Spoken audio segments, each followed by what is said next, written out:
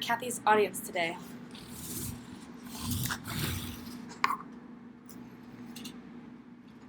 This is a story about one of the most famous ancient volcanic eruptions that today is as big a threat as it was in 79 AD.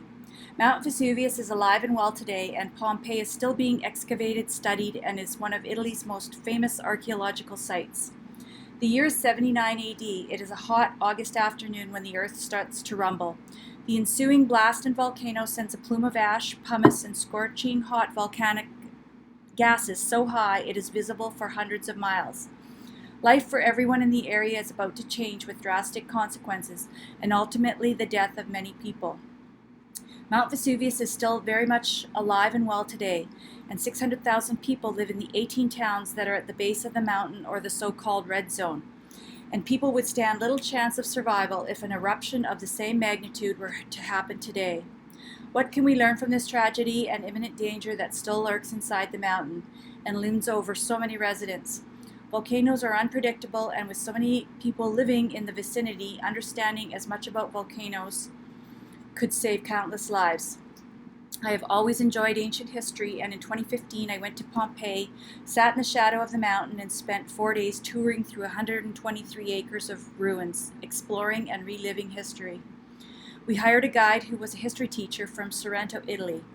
He was so passionate about what he was telling us that it brought Pompeii to life for us.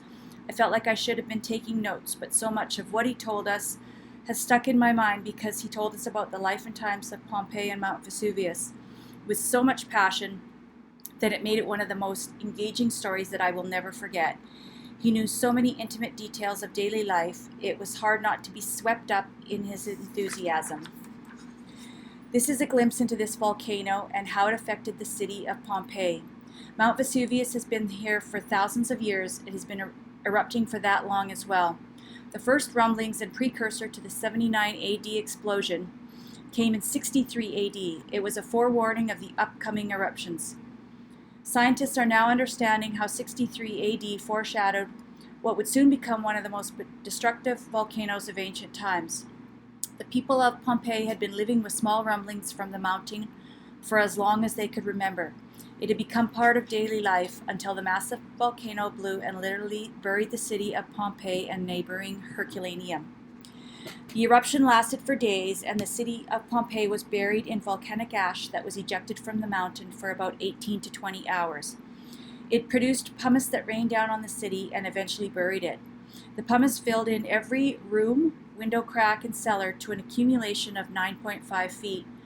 Next came the pyroclastic flows of hot gases that came racing down the mountainside, incinerating everything in its path at a staggering 150 to 160 miles per hour and a temperature of 570 degrees Fahrenheit. Survival of any animal was impossible. A glimpse of Roman life in Pompeii prior to the eruption was a city of wealth, summer homes on the hot coast of Italy. It was comprised of the wealthy and the slaves who were owned at that time by individual families. Life in Pompeii was good. There was taverns, large marketplaces, restaurants, bakeries, almost like today. Prostitution was an accepted practice and profession, which at the time was not illegal and widely accepted amongst all people. Wine was abundant, and vineyards outside the city. There were vineyards outside the city, as well as olive groves and olive presses. They also had their own Colosseum for their gladiatorial games, and freedom of all religion was given to citizens and slaves, and I saw firsthand the Egyptian temple to the goddess Isis. I saw firsthand the entrances to the restaurants, the pots used as if in a buffet style. The bakery ovens still stand, as do the olive presses. Bathhouses were frequented by all, even slaves were allowed in. Walls and floors were covered in mosaic frescoes. Streets were paved in stones, and water came in on aqueducts to public fountains for all to get water. Lead pipes transported water under the sidewalks to the fountains, and terracotta pipes took refuse and sewage from homes onto the street. Yes, onto the street. They say the smell on the street would have been brutal, but that was part of the life of Romans. It has been widely believed that most victims were asphyxiated, but most victims died because of the inhalation of superheated gases. that would have killed them from the inside out. Lungs would have disintegrated and brains actually boiled inside the skulls. Death would have been swift but horrific.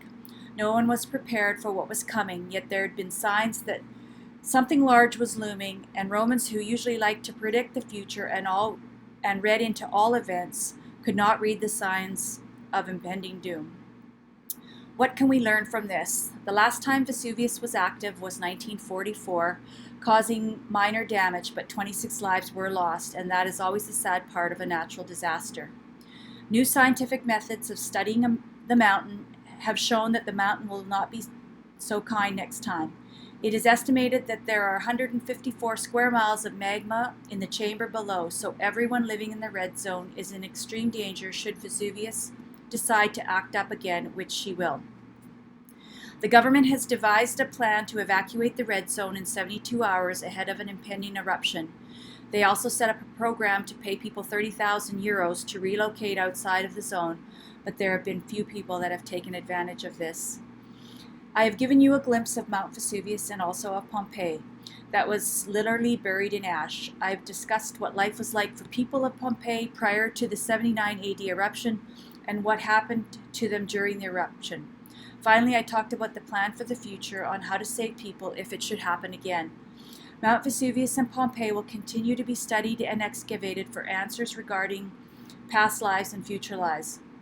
The truth is, you can't really predict the future or how severe the volcano could possibly be, how much magma will flow, how much ash will fall, or how many pyroclastic flows will it produce. There's no way to know how many people could be displaced or worse, die.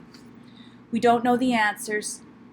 We just don't know the answers. The tsunami in Thailand in 2004 is proof of that. 283,000 people lost their lives with no warning, and complete chaos and mayhem during the tsunami as no one was prepared. In a modern world where we feel we are more educated and prepared for disaster, this is a reminder that we really do not know Mother Nature at all.